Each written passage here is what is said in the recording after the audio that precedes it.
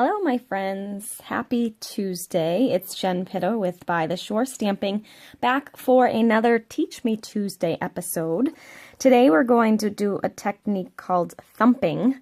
I actually was talking with some stampers at a class recently, and somehow or other this concept and this technique came up, and I haven't played with it in a while. It actually works really well for fall cards, for like trees and leaves and that kind of thing. But this little beauty showed up in my most recent order, and I was like, ooh, you know what? This would be a great stamp set to use for this thumping technique. So that's what I'm going to show you today. Let me show you the finished product so you can see what I'm talking about. So here's the finished card, and if you look at the background here, you can see I've got a bunch of multiple colors going on there. And I did not, I'll repeat, I did not hand color each of those. It's a much more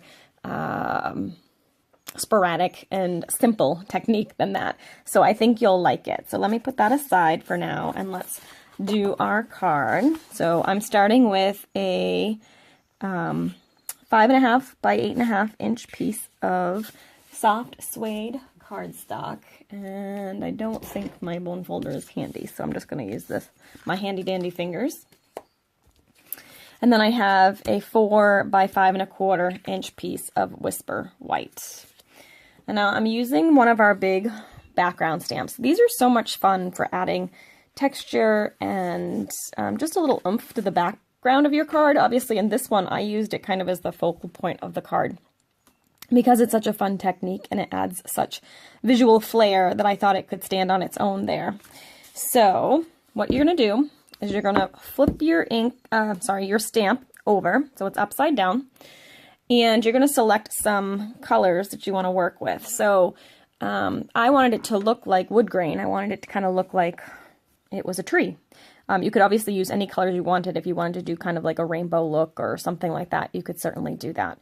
The reason why I said it works really well with leaves is because in the fall, you could do like a tree stamp and then use like reds and yellows and orange and a little bit of green maybe, and kind of thump the color on, and then you're going to get the look of a fall tree, which is really pretty.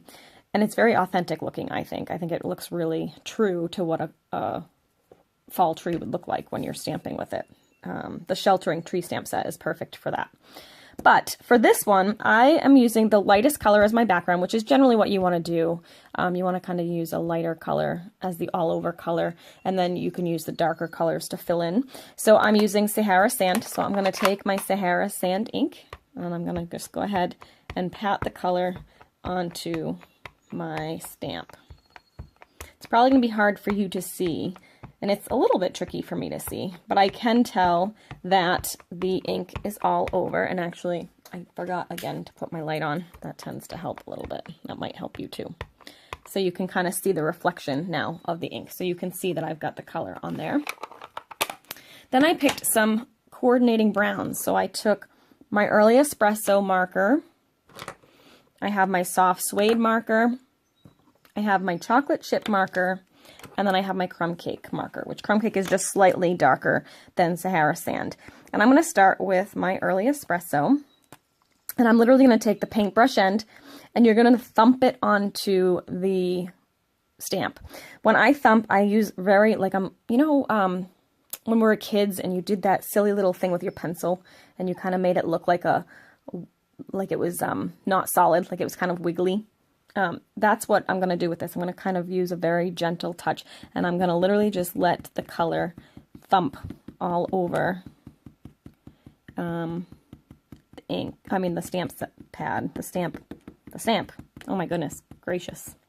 So you're just going to go ahead and thump that on, and you want a good amount of color because sometimes it feels like you're doing it forever, but you really don't get a huge amount of ink with each one. That's why I'm kind of letting it bounce a little bit, because sometimes it bounces and then it does a double. So it kind of looks cool. You want to make sure you're getting the outer edges too. So make sure you go kind of all over the place, and you can go as long as you want. I'm looking because I can actually see, and I'm not sure you can see it actually too. See in the video all the little dark flecks. So that's where my marker has hit. So now I'm going to take the soft suede, and I'm going to do the same thing. I'm going to go ahead and ink this, get some nice color. Just going to bounce this or thump it all over the ink pad. I'm sorry, I keep doing that. The stamp, you want to be careful not to go like too hard, because then it doesn't, like right now, it's not really getting any color on there because it's bouncing so hard. So you want to kind of like just sort of tap it as you go, making sure that it's staying in contact with it for a second so that it actually puts some ink there. Now we're going to do, what am I got? Soft suede. Add a little bit of that. What's really neat again about this one and a lot of the techniques that I've shown recently is that everyone is unique. So you could do this 100 times and no two cards are going to look the same, which is kind of fun. Obviously this isn't one you'd probably want to do 1,000 times, but to do a few at a time to kind of have a little stash for some special people, it's totally doable. And then last I'm adding the crumb cake here. And this one's lighter, so it's really hard to kind of tell where it's hitting or if it's even hitting because it's not really showing up on the Sahara Sand, but I'm just kind of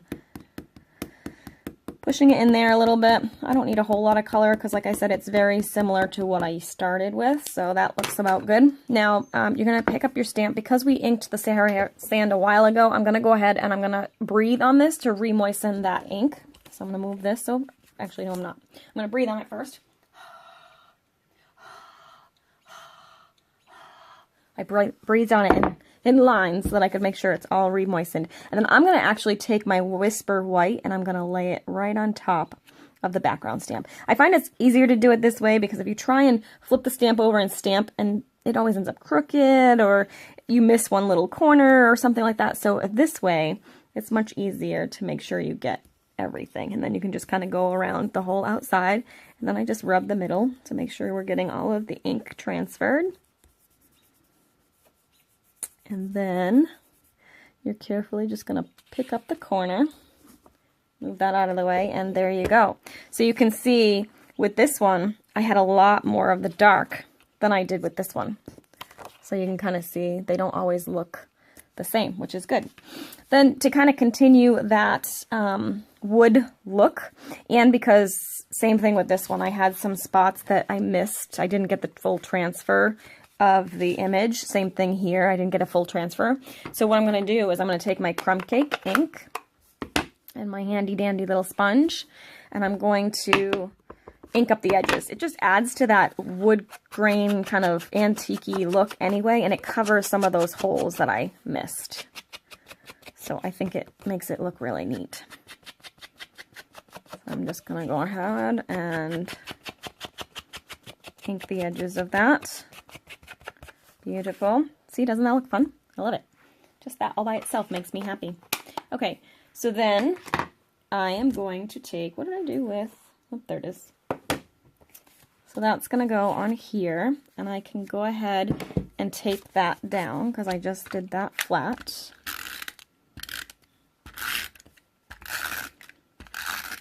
Okay, put that down. Oops, wasn't ready. On my soft suede base. I'm going to set that aside. Isn't that fun?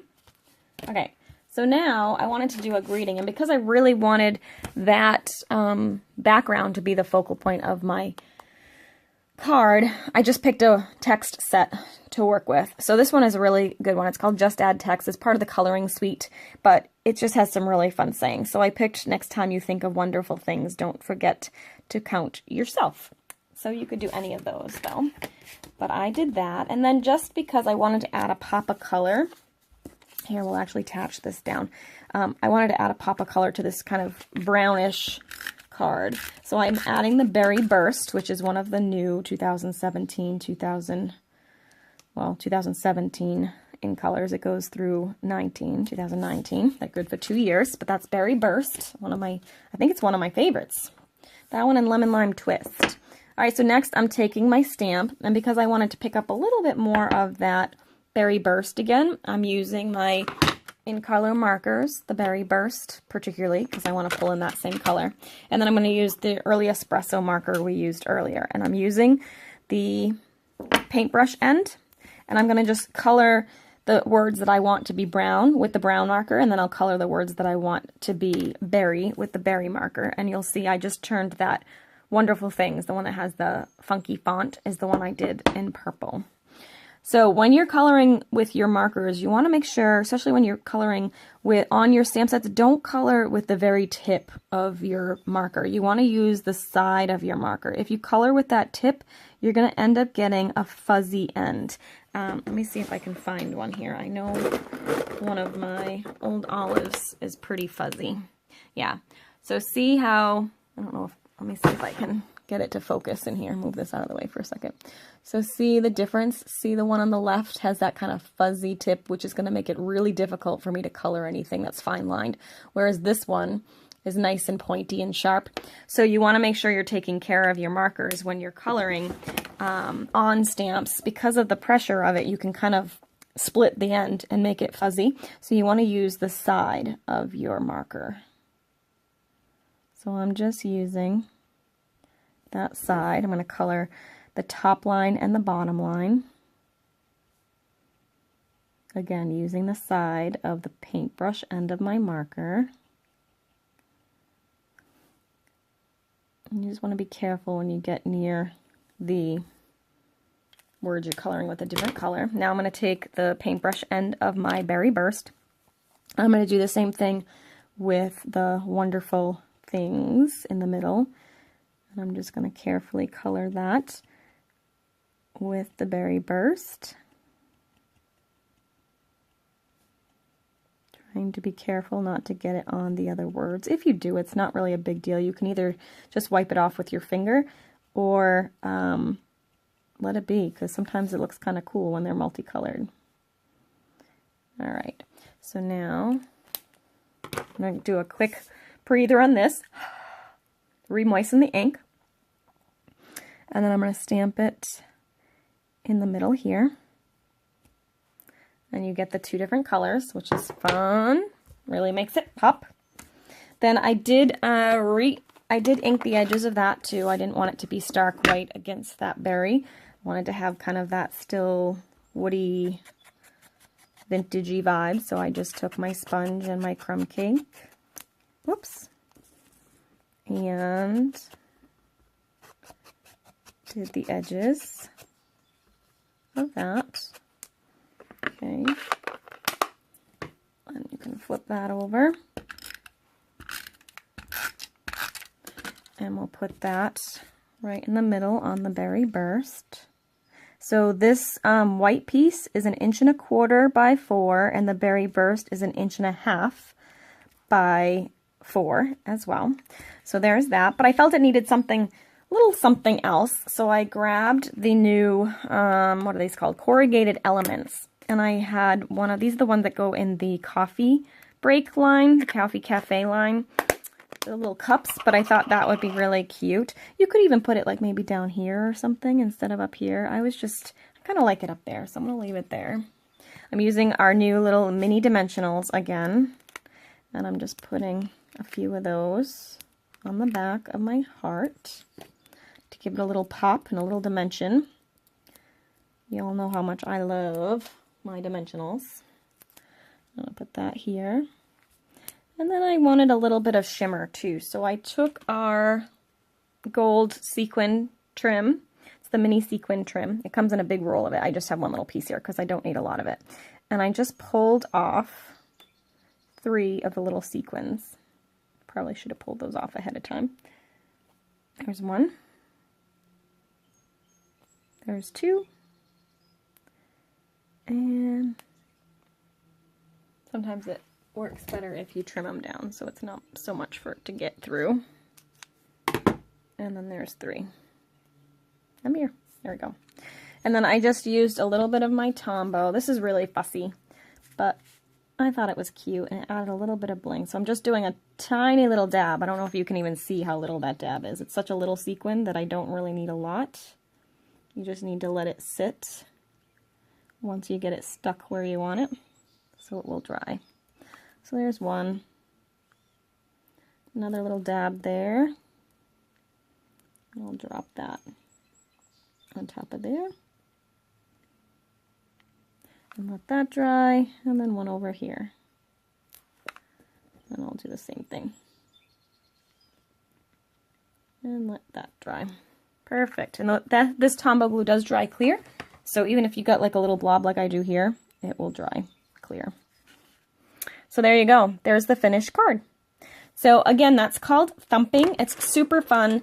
It's a great technique, like I said, to do in the fall, but you could do it for anything. You could do shells. I have some shell sets that might look really pretty with this technique. Obviously this fun background, the wood grain looks really fun. So just use your imagination and see what kind of thumping techniques and thumping projects you can come up with. It's a great kind of trick to use up your markers or to use markers if you don't have stamp pads. It's a great little trick to add some color to your project without needing all the different ink pads too. So thank you as always so much for watching. Always much appreciated. If you enjoy my videos, please be sure to subscribe, and we will catch you next time on Teach Me Tuesday. Have a great week.